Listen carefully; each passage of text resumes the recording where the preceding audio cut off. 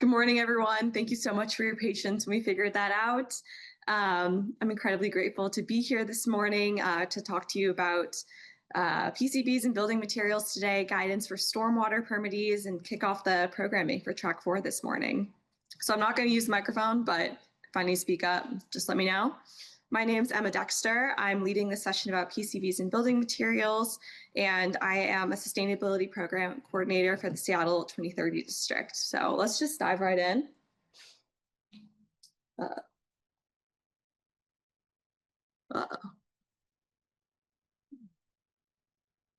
see. There we go. All right. So I want to talk a little bit about the Seattle and Bellevue 2030 districts. We are a nonprofit member-based organization that partners with property owners, local government organizations, businesses, and community stakeholders to address a range of environmental issues across Washington state. We are a member of the broader 2030 district network, which is a system of 24 different districts across North America, each leveraging these strategic partnerships with to work toward a variety of sustainability goals, which includes a 50% reduction in energy use, transportation emissions, and carbon emission by the year 2030. The Seattle and 2030 Bellevue districts also work toward a number of grant-funded projects focused on sustainability in urban environments, which includes this PCBs Education and Outreach campaign, which is funded by the Washington Department of Ecology and the EPA. I want to thank our project partners as well as the funding sources for this work. So in 2021 and 2022, the Washington State Department of Ecology developed resources to characterize and abate sources of PCBs within building materials. And the Seattle and Bellevue 2030 districts were awarded a grant through the Stormwater Strategic Initiative Lead to launch an education and outreach campaign for property owners around the availability of these resources and ecology's tools for identification and abatement. So I'm very grateful to be presenting here today as a part of that work. This session was designed with a number of goals in mind, particularly to support municipal stormwater permittees. The purpose of today's presentation is to share first what and where PCBs are, how they can enter stormwater, what new requirements were added to municipal permits, and then what permittees need to do to comply with regulations. I hope the session will provide a bit of additional context for why these new requirements were added, as well as helpful resources so you can leave today's session feeling confident, equipped with easy action steps about where to move from here. But before we dive into all of that, I want to briefly introduce myself and Jess. My name's Emma Dexter. I'm a sustainability program coordinator, and I'm currently managing this PCBs outreach and education campaign. I'm a relative newcomer to this stormwater space, and I have the privilege of speaking before people who definitely have more firsthand experience dealing with stormwater than I do. But though I'm not an expert on this material myself, I'm very lucky to have very knowledgeable partners and experts, and I'm joined by one of those experts today, Jess Hybritz. Jess currently works as a stormwater permit manager for SBU, but she used to work for the Department of Ecology, like Ryan mentioned, and she actually wrote a lot of this guidance. So I'm very grateful that she's here with me today to help present and also answer a lot of your questions at the end. So not only will Jess be speaking during this presentation, but she's also going to be presenting the next presentation in this track in this room. So don't go anywhere after, so you can hear about what the City of Seattle is doing to comply with these new regulations. Let's review a brief outline of our agenda for the next hour. First, I'm going to go over just the basics of PCBs. What are they? Where are they? Why are they a concern? Then we'll move on to review the legal framework regulating them and address why this requirement was added to municipal permits. Then I'll talk about exactly what you need to do to comply with them, as well as the resources that are available to help you do this. And then finally, we'll end with a Q&A session, so you can hold your questions to the end. I know we had a bit of a delay, but we should still have plenty of time to address all of your questions. All right, now that we have all that covered, we can dive right into the one-on-one on PCBs. What are they? Why are they important? So PCBs stands for polychlorinated biphenyls, which are a class of synthetic chemicals that aren't found naturally in the environment. They were developed by Monsanto, and there's 209 different compounds within this class. They all share the same basic chemical structure, and they just differ depending on the number of chlorines attached and their orientation. So they were used in many common building materials starting from the 1930s until 1980, but they were mostly used from 1950 through 1979. They can be in either a liquid or a non-liquid form, and they may be present in materials from paint to caulking and grout, fluorescent lighting ballast, expansion joints, and many more, some of which are listed in this table here, which is not very clear from your perspective, I can see, but we'll share these resources with you. When they were manufactured, was banned in 1979, though they can still be found in building materials that were constructed or renovated around this time. And that's because the ban was on the manufacture of PCBs, not their use. So contractors could still use the building materials that contained PCBs that were already in their possession throughout the next decade. So buildings constructed or renovated between 1980 and 1989 are also at risk of containing PCBs, though this risk is probably lower. PCB-containing materials can pose health risks and contaminate stormwater, soils, sediments, and indoor air. They're persistent, bioaccumulative, and toxic chemicals, which means a bioaccumulative chemical means that they're going to build up over time in people and animals due to constant exposure, and they'll become more concentrated in animals at the top of the food chain. So this means that PCBs impact salmon populations, southern resident killer whales. They're in sediments and organisms in Washington, rivers, lakes, and estuaries. They also take a long time to break down in the environment, so they're going to remain for extended periods and negatively affect organisms for as long as they're present. Now let's explore a little bit about where PCBs are often detected and why this is important. So they're often found on the exteriors of buildings, specifically in materials like paint and window caulking, and they can get into the environment through a variety of ways. For example, when these sources are weathered and by either non-human or human causes, so think just precipitation, rain, or pressure washing activities, they can wash into our stormwater systems and they can eventually flow into our waterways. So PCBs have been detected in sediment sampling in both stormwater drainage systems and the Puget Sound, as well as other bodies of water in Washington, like rivers, streams, and lakes. And this process shows how PCBs and legacy materials are still impacting our environment long after their manufacture was banned. So Jess is going to go through some photographs to show you some illustrations of building materials and exteriors that were confirmed to contain PCBs. So I'll pass this off to you, Jess. Yeah, sure. It's a pointer as well. Let's try that. Nope, I don't want to touch that. Just in case. All right, so here are some examples of what PCB containing materials look like. Or some of these are suspected, so not confirmed with sampling, but it's pretty clear because you can smell them. So we've seen quite a bit in the kind of 1 inch thick caulk between concrete panels on buildings, the beautiful large aggregate concrete panels that we see out there. Bellevue, I see them all the time, all over the place. And really wherever there's a joint between a concrete panel and then something else. So a door or wood paneling or a window or like a metal vent. All right. They can also be different colors. So they were added to the caulk, added to the paint. People would mix it in. And so you do see them in different colors. You see them in light gray, dark gray. Can't see the colors here that well, brown and black. Lots in caulk. Right. And then we also have, we know that this like white, thick, chalky putty, window putty also can contain high levels of PCBs. You can see it in the driveways of some properties as well, and of course in peeling paint. Okay. Thank you, Jess. So in order to fully understand and appreciate why these requirements and this guidance around PCBs was added to municipal permits, I think it's valuable to understand some of the negative consequences that are associated with them. So as I've already alluded to, PCBs are They have a toxic effect on the immune, reproductive, endocrine, and nervous systems in people and other organisms. They've been proven to cause cancer in animals, and they're very likely to cause cancer in people.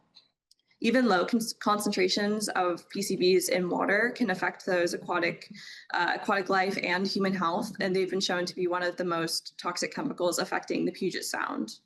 First and foremost, this has led to fish consumption advisories because for humans, diet is the primary exposure pathway. Most of the most commonly fished waters in Washington have been shown to be contaminated with PCBs. And for me, one detail that has always stuck with me is that there's no population of salmon in the Puget Sound that have a permissible level of PCBs. So when I first started learning about that topic, that's something that always really stuck with me. As you can imagine, this has serious consequences for a place like the Pacific Northwest, where species like salmon and whales are not only an important economic resource, but also an iconic and culturally significant species. And it's also an environmental justice issue. So tribal communities in the Spokane area are unable to fish according to their treaty rights due to the unsafe levels of contamination. So it's also caused several Superfund sites where the EPA is doing cleanup of toxic chemicals and hazardous substances that are making an area unsafe to be. So these health concerns highlight the importance of addressing PCB contamination. And I think there's a lot of different reasons to care about it, from a regulatory standpoint to a human health standpoint to a social justice issue. It's important to recognize that no remediation case study is the same, and that timelines and costs are going to fluctuate very dramatically from case to case.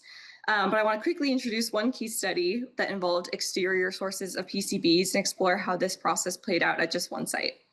So I'm not sure if any of you saw the exterior scaffolding on Rainier Commons from I-5 in Seattle, but there's been an ongoing remediation project there since the early 2000s. Rainier Commons is just a mixed-use development featuring residential, warehouse, and storage spaces, and it's 24 buildings across a 4.6-acre lot. In 2004, Seattle Public Utilities conducted just routine testing of the catch basin and identified this site as a source of contamination. From their findings, they were able to pinpoint that the exterior paint was the primary source, and they ended up collecting 86 samples in order to determine the extent of the contamination from this exterior paint. This paint contained 213,000 parts per million of PCBs, and 50 parts per million is the legal limit. So these are incredibly high levels. The on-site catch basin showed that there was 17 to 23 parts per million, and the trench on-site contained 2,200 parts per million. So the legal limit was definitely triggered here, and those measurements were incredibly high. So you can see how they flowed from the exterior source, from the paint to the stormwater basin. At Rainier Commons, the first sample was collected in 2004, and the catch basin and the drainage system underwent a cleaning in 2008. Fast forward to 2010, and the EPA collected some indoor air samples as well to determine the extent of the problem. By December 2013, the EPA was able to approve a general work plan, and they were able to remove a lot of this paint using abrasive blasting, hand removal techniques, so that by 2014, they were able to remove a lot of this paint from the most contaminated buildings. They also made sure to implement BMPs about reducing the spread of contamination. So this involved putting up a containment apparatus, adhering to cleanup protocols, among other actions, to really contain the spread of this contamination during remediation. And this is important because during demolition and renovation, those are two activities that are very likely to involve the spread of PCBs. So it's important to make sure that your removal techniques are being properly contained. And as of today, these removal efforts are ongoing at Rainier Commons, still prioritizing just the worst offender buildings. And this is just how one building addressed PCBs. I know that this was one of the earliest examples of a remediation project, so there's a lot of lessons learned. So even though this has been going on since 2004, I think that process has been sped up, and it's a great example of how remediation experts were able to learn and implement even better processes at sites moving forward. So now let's move forward to more broadly explore the legal framework surrounding the management of these hazardous substances in the context of stormwater specifically, and why this requirement was added to municipal permits. So there's federal laws related to PCBs when it comes to manufacture, use, reporting, disposal, and cleanup. We also have state rules related to disposal and cleanup, and both federal and state laws aim to tackle sources of closed PCBs as well as their disposal or cleanup. But there will be different state and federal laws and regulations applying depending on what stage of the abatement process that you're in. So first there was the Toxic Substances Control Act, or TSCA, which was enacted in 1976. This was the federal law that banned the manufacture of PCBs, but not their use, which I touched on in the Rainier Commons case study. TSCA was established to regulate the manufacture, import, use, and disposal of chemical substances, the primary aim being to protect human health and the environment.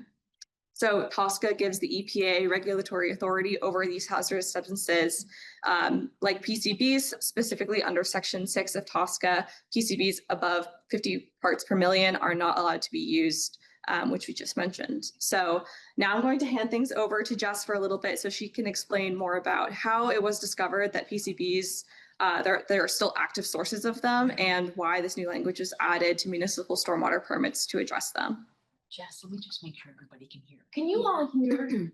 I just want to make sure it is loud out there, so I just wanted to make sure. Okay, thanks. Thank you. Awesome. All right, so about 75% of the PCBs manufactured before the 1979 ban, TSCA ban, were used in these closed PCB sources. So the ones that are in a liquid form, held in a container, like transformers and capacitors. And the TSCA and state dangerous waste regulations primarily address the management and disposal of those largest sources of closed PCBs. But there's a gap. About 25% of the PCBs created before the ban were added to open sources of PCBs. So those that are not held inside containers, those are the open sources that Emma Matt showed in the list at the beginning. These are the building, caulk and the paint and the putty and mastics. These are all exposed materials.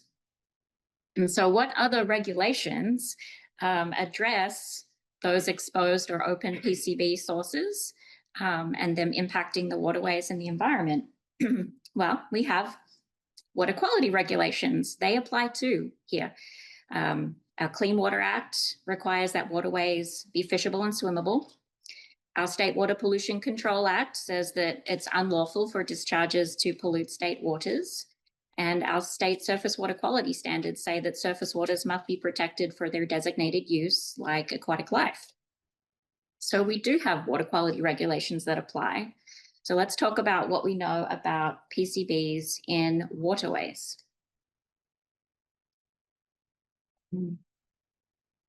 So unfortunately, many waterways in Washington don't meet water quality standards for PCBs.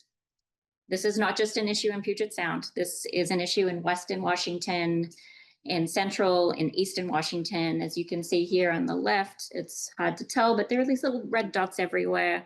That's the Water Quality Atlas, and it shows the PCB impairments in waterways. So it's not just a Puget Sound issue. But if we were, a lot of work has been done in Puget Sound to understand PCBs there. So we'll zoom into PCBs in Puget Sound a little bit more. We know that the majority, that PCBs account for the majority of the fish advisories issued by the Department of Health. We also know that monitoring indicates that the levels of PCBs in aquatic species do not meet Puget Sound recovery goals, and they're actually increasing. So that's what the red is over there. PCBs are still increasing, while other chemicals are decreasing. And the monitoring that is used to inform the Puget Sound Action Agenda has concluded again, that PCBs remain a high concern that requires targeted action. So while interest in other chemicals like 6-PPDQ and PFAS has risen, which is Right, that's great. PCBs are the old chemical on the block, and remaining sources still need to be addressed. Right, so there are many studies that recognize that the primary remaining source of PCBs are exterior building materials. So I want to point you to a good source of information, and that's Ecology's 2015 PCB Chemical Action Plan, and other work conducted by EPA from their webpage. You can do a quick search for that. The San Francisco Bay Area also has a PCB problem in their sediments and their aquatic life, and so they've done a lot of research on building materials and sources. And Washington, we've really built the knowledge here, especially for the work that's been done in the Lower Duwamish Waterway and Commencement Bay.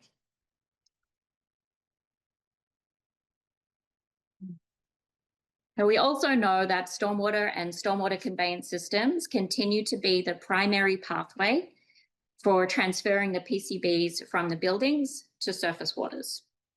In fact, it was one of the key recommendations in Ecology's Chemical Action Plan. They asked for Ecology to develop and promote BMPs to control PCBs in building materials to prevent them from entering stormwater. That was one of the 4 or 5 recommendations from the CAP.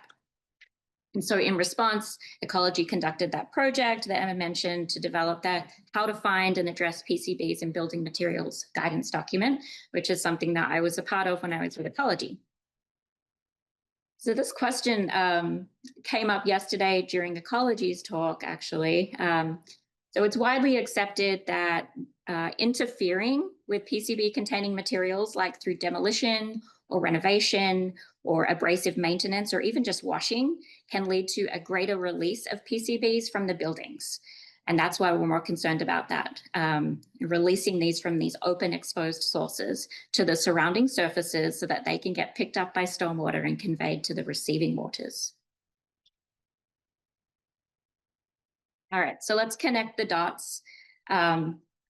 Ecology has recognized that sources of open PCBs are still present, that they exist on building materials, on some building materials, and that stormwater is the pathway that's conveying this pollutant to waterways. So then they connected the other factors, that the state clearly wants and needs to prioritize and address the remaining sources of PCBs. And there's that call for progress in Puget Sound. We've gained a lot of knowledge over the last 2 decades with our science and source control work. We have a chemical action plan that's pointed out some of the needs, and we have a guidance document that's helping us find and address PCBs. And we have surface water quality standards that we need to meet. And we have an existing tool to help us get there. Okay, the permit. So washing, construction, and redevelopment, we know can exacerbate the release of PCBs from buildings to stormwater. I'll say that again, washing, construction, redevelopment. Those are all activities regulated under our NPDES municipal stormwater permits. So controlling these PCB sources through MS4 permit implementation and the Stormwater Manual BMPs is a good fit.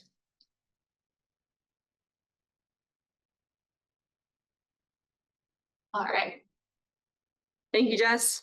So since the MS4 permits were identified as the best tool to address sources of PCBs, the Stormwater Management Manual for Western Washington was recently updated to add more to include guidance about PCBs.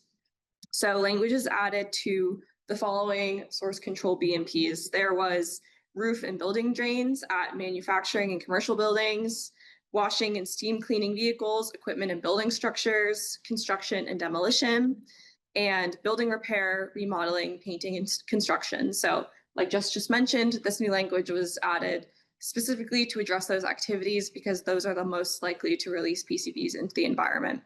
You can find the link to this most recent document on the Stormwater Management Manual on Ecology's website. So it's important to be aware of these guidelines and the broader context behind PCB regulations, but you're probably wondering, okay, just what exactly do I need to do to comply with regulations? So now we're going to transition to talk about specific action items and steps you need to take to comply with these updated BMPs. It's a busy slide, and you'll get this later. So PCB specific requirements were added to 3 places in the 2024 municipal stormwater permits.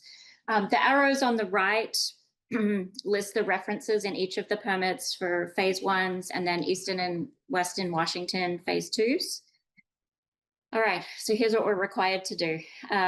Firstly, we need to get the word out. So we need to educate property owners and managers and others about PCBs and source control BMPs so that there's a reduced chance that the work that they're doing around buildings will cause stormwater pollution. Second, we also need to help prevent the discharge of PCBs from buildings into stormwater by addressing wash water, building wash down.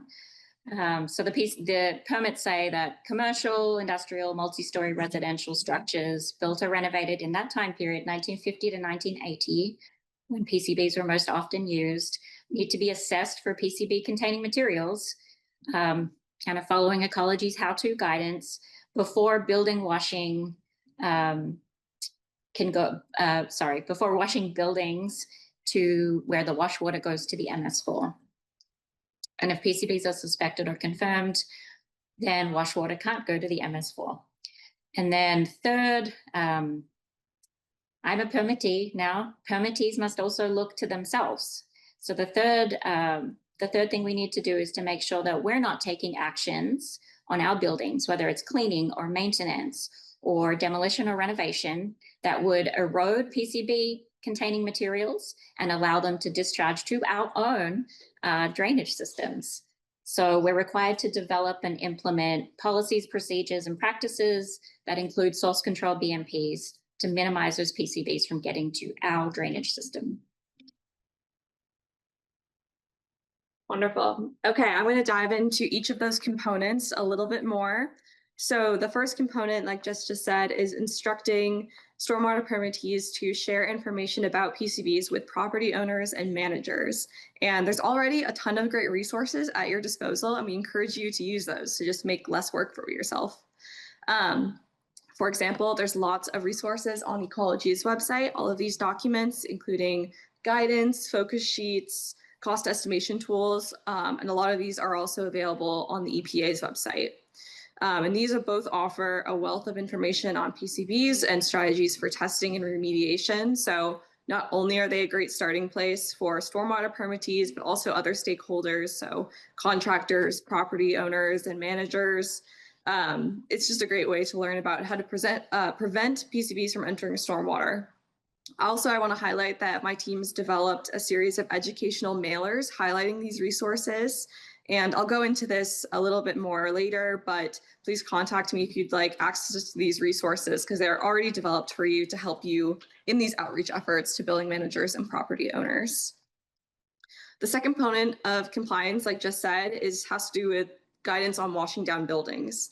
And particularly, this is limiting or avoiding pressure washing.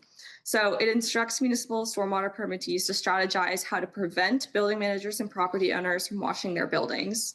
And this might involve training on how to identify what high-risk buildings look like based on characteristics like age and build type.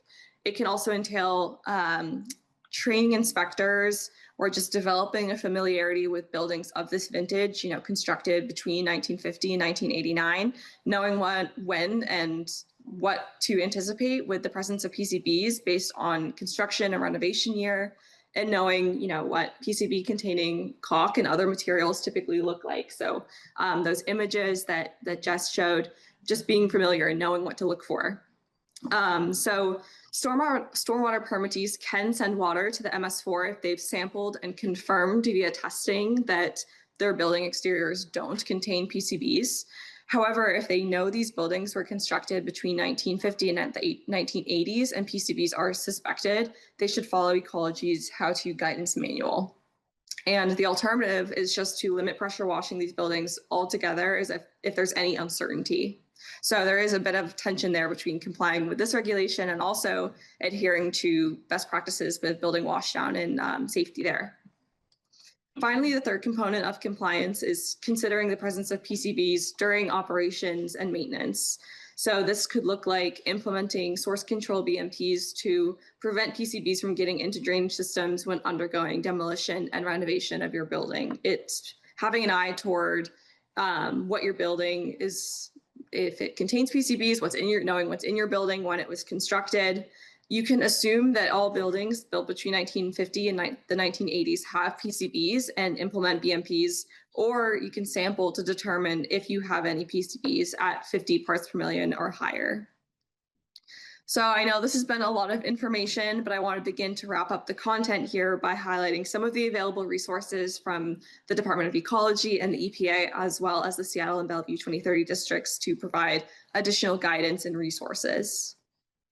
So the Department of Ecology has provided various resources to help us understand things from, why PCBs were invented in the first place, why they were used in building materials, what materials are likely to contain PCBs, what the impact of PCBs are on people and the environment, what steps you should take if you suspect your building is likely to contain these materials. So just general guidance on regulations and reporting as well. And then, frequently asked questions. These sort of resources are all available and already made for you.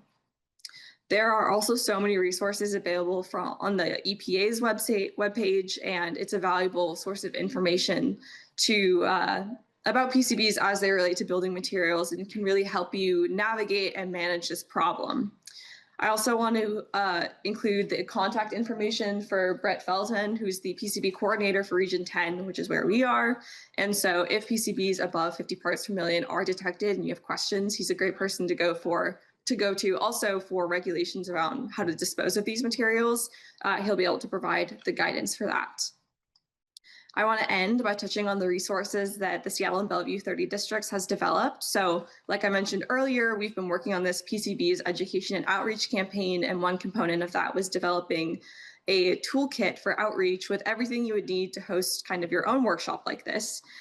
So it has everything from sample outreach collateral to the slide deck to materials after the workshop. So we've designed as well a number of mailers highlighting these resources, and I'm happy to share those with you. So this is something you can super easily send out to building managers and property owners in your jurisdiction, hopefully to help you sort of fulfill that education requirement. Please know that you can share them with your own jurisdiction. Our support is fully funded by the Department of Ecology, so please let me know if you're interested in these materials. I'm happy to share them with you.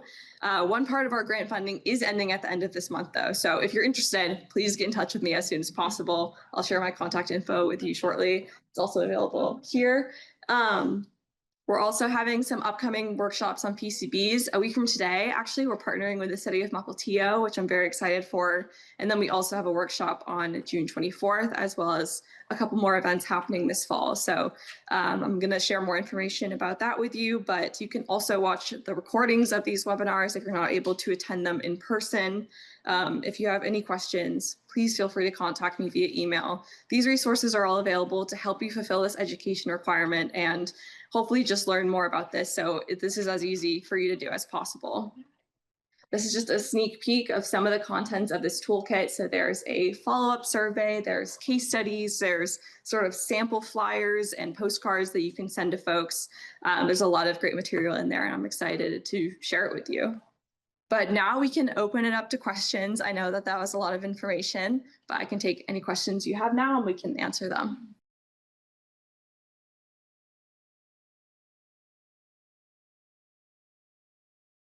The next talk, I'll touch on how we'll be reaching out to mobile businesses. So to try to get at those maintenance companies, I think that's definitely one audience that we should be reaching out to. You need to communicate to the property managers and owners that they need to talk to their maintenance staff, and then also the mobile businesses or the businesses who are conducting those activities. I think you need to hit it from both ends.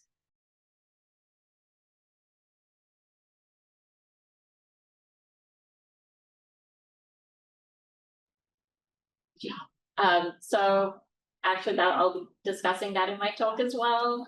You can use, so glad that I'm speaking after this. So yeah, there's like, we'll talk about the PCB detection dog. We'll talk about the catalog, like the visual library that we'll develop to make things a little easier as well.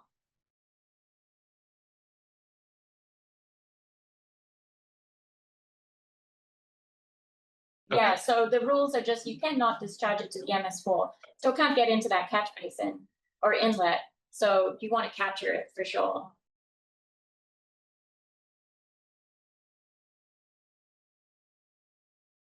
Not going to talk about sealing or encapsulation. That's kind of my understanding is that EPA kind of handles the concept of encapsulation.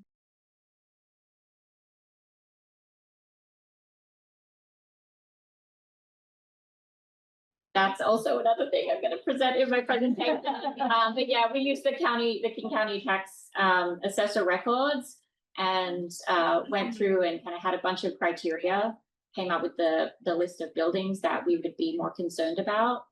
And that, yeah, it's kind of like a good baseline to start with. So I'll talk about that next. But that is what we have done in Seattle. Yeah, we've also, my team, part of our goal was to try to identify or compile a target building list of buildings that are likely to contain PCBs, mostly just based on construction year first, if they fall or if they were constructed or renovated within that 1950 to 1989 window. 1980. Yes, 1980 window. Yes. That's sort of the first indication that this building might contain PCBs, but we also looked at, size, use type, things like that. So we actually developed a list using data from the assessor's office for Thurston, Pierce, and Kitsap County. If you're interested in those target building lists, I'm happy to share them with you as well, but that's sort of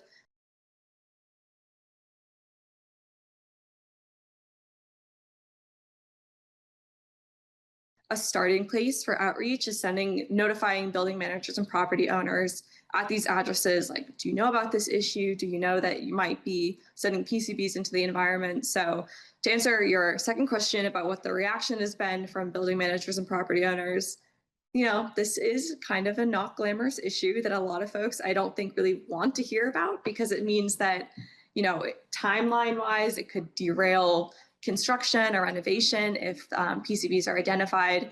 It also is an expensive issue, and it depends heavily from site to site and the extent of the problem, if it's an internal or external problem. So as the regulations currently stand, building owners and property managers aren't required to test for PCBs, but if they are detected, say if you're testing for lead or asbestos and then PCBs pop as well, or if it's detected in stormwater and it's traced back to your building, if PCBs are detected, that does require, it does trigger a required abatement process. So our approach, in our perspective at least, has been to encourage property owners and building managers to take a proactive rather than just a reactive approach, kind of empower them to get out in front of this issue and have some more control over it before it sort of just pops up at the least convenient time and it sort of becomes just this big problem. So that's sort of our approach. It's definitely an issue that we're working on, and a lot of folks might not be interested or they might not want to hear that information, but it is an important issue, and to us, that's sort of been our approach.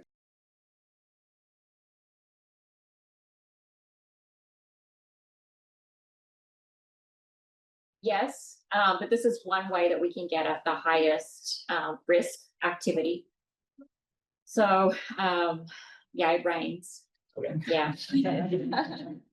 Great, thank you. Yeah, really, it's just, EPA even in their federal construction permit, it's more about the renovation and the demolition and the washing, because those are the activities where it's going to kind of strip the PCBs, the paint off. That's the best we can do at this point.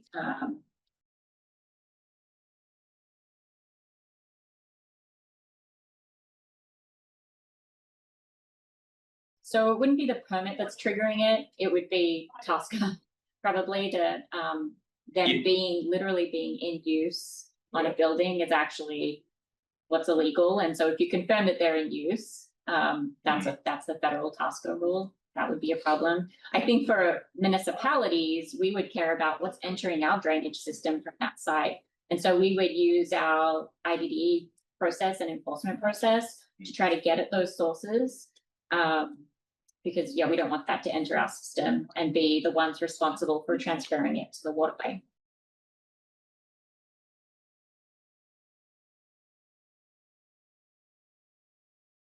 Well, if you have the 4 BMPs in the manual, and so you would require those BMPs to be implemented